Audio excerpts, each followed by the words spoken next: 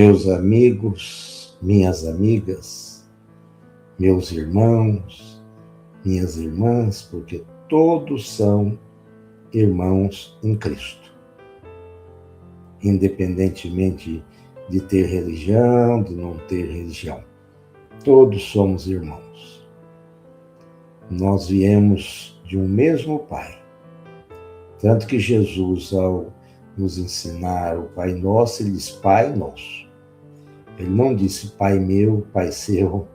Então isso aí já é interessante a gente meditar. Agradeço quem estiver na live.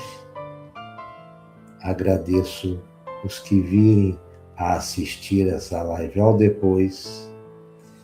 Espero poder fazer o melhor de mim, com as minhas limitações claramente perceptíveis. O tema gira em torno do argumento, o argumento irrespondível, o argumento realmente tocante, o argumento irrefutável. Porque os argumentos terrenos formam as escolas filosóficas. Cada escola pretendendo ter o domínio da suposta verdade. Jacques Lacan, psicanalista francês, tem uma fala muito interessante. O suposto saber. Às vezes a gente acha que sabe, mas não sabe. Como Sócrates dizia, apenas sei que nada sei. Então existem argumentos que são irrefutáveis. Existem argumentos que são refutáveis. Hoje nós vamos estar tratando dos argumentos irrefutáveis. Jesus, na casa de Pedro, naquele cenáculo de sempre, naquele evangelho das noites, fez o seguinte: observou que os seus discípulos, de um modo geral, estavam tristes, estavam sem brilho no olhar, estavam acabrunhados. E é perceptível isso, às vezes nós, quando somos amigos de uma pessoa, amigos de verdade de uma pessoa, a gente fala para aquela pessoa, fulano, por que você está triste? O que aconteceu com você? Imagina Jesus que nos lia por dentro, as nossas emoções, os nossos pensamentos. Um espírito da envergadura de Jesus sabia tudo a nosso respeito. E ele, percebendo que a assembleia e de seus discípulos e de outras pessoas estavam tristes, ele começou a falar da importância de fazer o bem para se ter lá o reino dos céus. Nós diríamos hoje uma melhor condição espiritual. Bom, no que ele faz isso, Tiago e André tinham sido atacados por malfeitores e eles responderam à altura aos malfeitores. Certamente eles colocaram os malfeitores para correr, possivelmente. E estavam tristes por serem pregadores do Evangelho de Jesus e terem agido assim como eles agiram. Aos dois, Tiago e André, reclamaram para Jesus: como nós podemos ser seu discípulo Se quando acontece qualquer coisa, nós esquecemos esse ar de divindade que o Senhor nos passa e agimos mundanamente. O que é razoável, porque somos humanos. Geralmente, nós revidamos.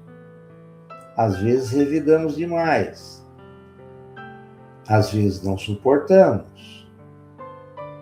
E Jesus os escutou e não os julgou. Se fôssemos nós, falaríamos: nossa, como você faz isso sendo meu discípulo?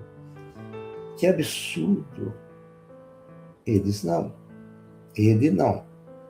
Jesus manteve, como sempre, sereno. Eu já escutei frases assim: você viu o que aconteceu com fulano? Olha que ele era espírita. Olha, nós espíritas temos falhas.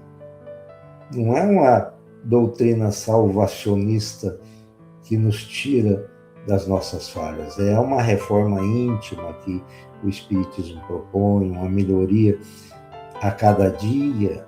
Isso sim. Aliás, eu recebi do meu filho hoje um estudo bíblico que ele fez, onde ele dizia exatamente isso. E ele é de outra religião, mas é alguém que não é fanático. E Jesus escutou. Aí, no que eles pararam,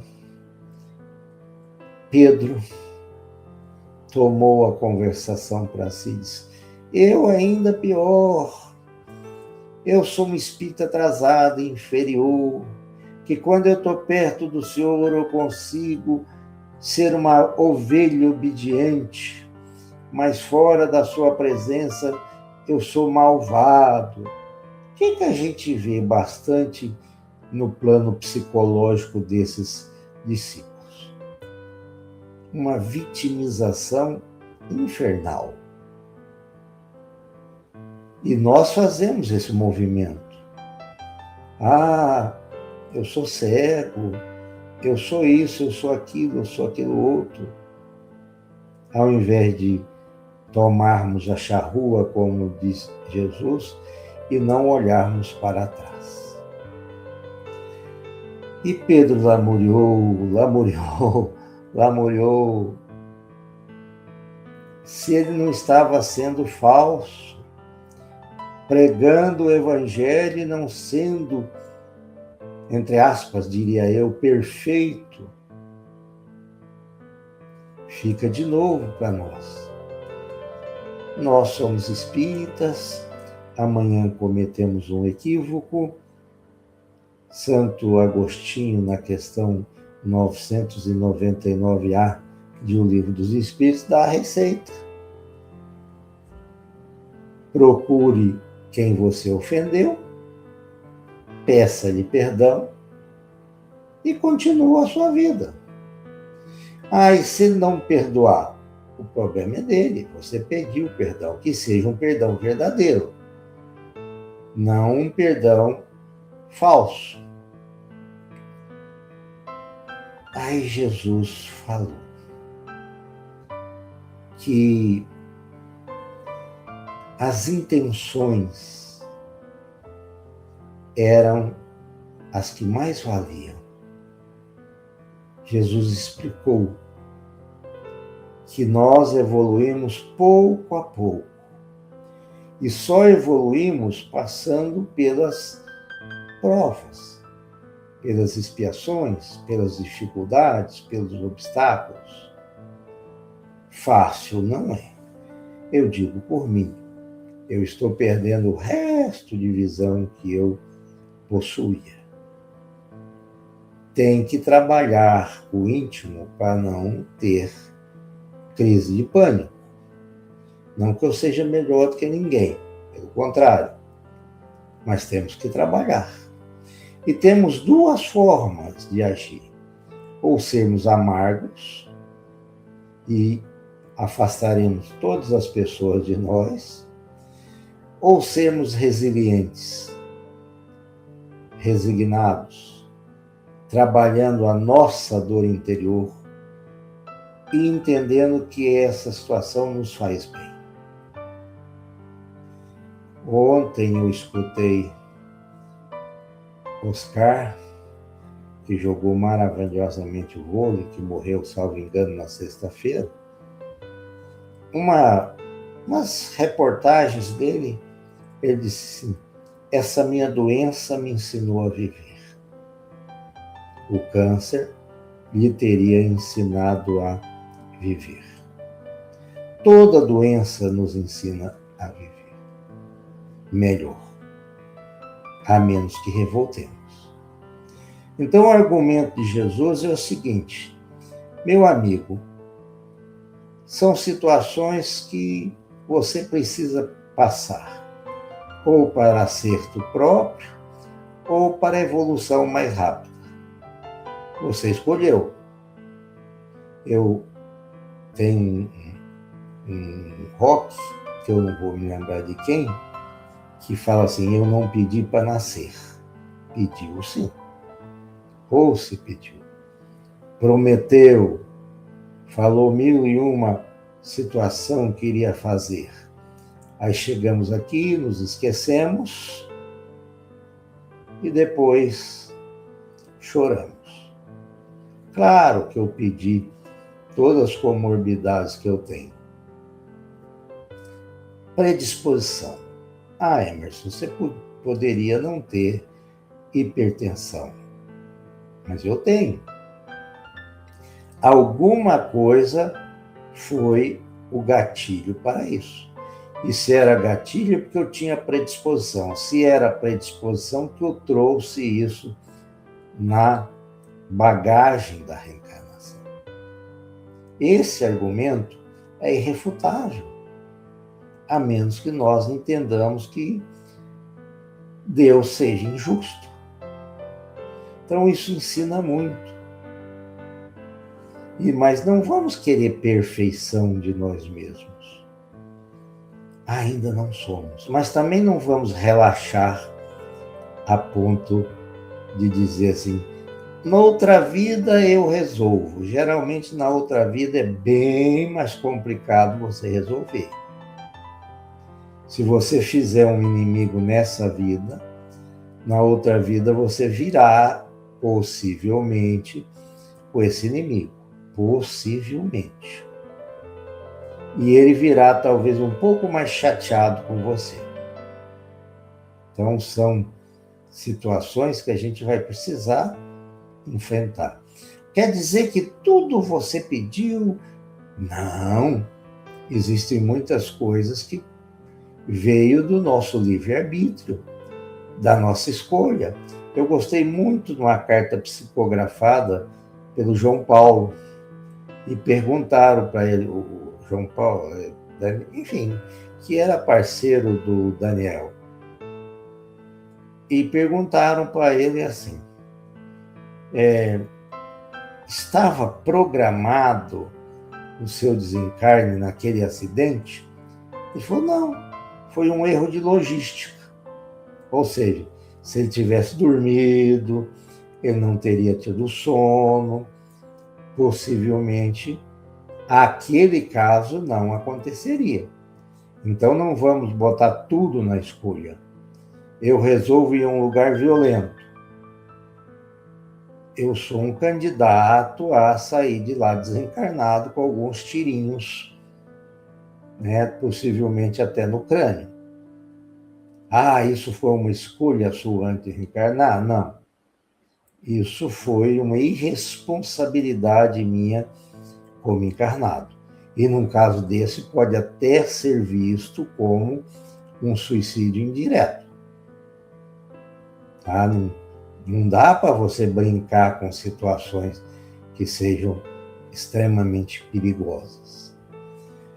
Então, o argumento de Jesus ao dizer que nós evoluímos, mesmo não sendo os santos pregadores, como Jesus diz: olha, vós não sois alados, quer dizer, vós não sois anjos, e nem os seres angelicais descem aqui nessa terra escura, né? Esse momento com uma densidade bem complicada. Então Jesus disse, olha, peça aos bons espíritos, aos seus guias, mas não espere que anjos vão te tocar aqui, porque não vão. Não faz parte mais do próprio perispírito desses anjos. Esses anjos já estão tão depurados que não sincronizam mais com o nosso planeta. Não há mais essa situação. Jesus, para vir aqui, ele preparou 1000 anos para alterar o seu perispírito, para poder vir nos ensinar, realmente nos mostrar o que é bom. Ele veio porque ele é o governador do planeta. Ele prometeu aos exilados, inclusive, que eles não ficariam só, exilados da capela, que eles não ficariam só, que ele voltaria.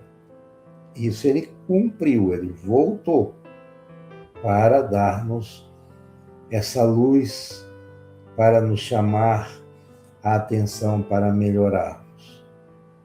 Imagina o sacrifício em termos de perispírito para um espírito de primeira grandeza como o de Jesus tocar esse nosso ambiente extremamente rústico. Então isso é muito importante. Por isso que ele fala que tem que evoluir. Não tem como não evoluir, mesmo sendo imperfeitos. Prega o Evangelho, procura ser o máximo possível fiel ao que você está pregando. Nas suas derrapagens, entenda isso, peça perdão, continue caminhando. Essa é a proposta de Jesus. Mas nós, às vezes, não gostamos muito dessa proposta, não. A gente quer um Jesus faz tudo, 1001 utilidade. Ah, Jesus, me ajuda a comprar uma bicicleta. Não há mal nenhum em você pedir a Jesus para comprar uma bicicleta. Só que você teria que pedir um pouquinho mais. Pedir alguma coisa de caráter espiritual. Pedir a oportunidade de ajudar outros. Aí sim, aí seu pedido seria realmente atendido. Eu fiz um pedido para Deus, antes de ter perdido a cognição na minha infecção urinária, eu pedi a Deus assim, Deus, me dê uma pessoa que possa me mover de um lugar para o outro. Eu acho que Jesus achou meu pedido muito pobre, porque ele me deu essa pessoa, me deu uma pessoa que cuida de mim como enfermeira, que trata também muito bem de mim, sabe? Então, pedis e obtereis, mas tem que saber realmente o que você quer. Senão, talvez a gente obtenha o que não deseja. Jesus, nosso mestre de todos os momentos, nos dê força para que, mesmo errando, possamos divulgar o seu Evangelho, ter fé para enfrentar os obstáculos grandes da vida e, acima de tudo, nos proteger de espíritos inferiores, espíritos que realmente não somam conosco. Que assim seja.